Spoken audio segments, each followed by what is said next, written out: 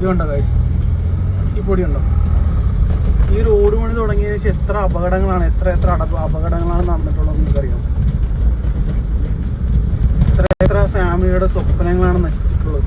എത്ര ആളുകൾ വീട്ടിൽ കാത്തിരിക്കുന്നവരുടെ സങ്കടങ്ങളാണ് ഇവിടെ ഇങ്ങനെ ഉണ്ടായിട്ടുള്ളതെന്ന് അറിയാം. ഒരു റോഡ് പണി തുടങ്ങുമ്പോഴത്തേക്ക് ഗവൺമെന്റ് അതിൻ്റെതായിട്ടുള്ള ഒരു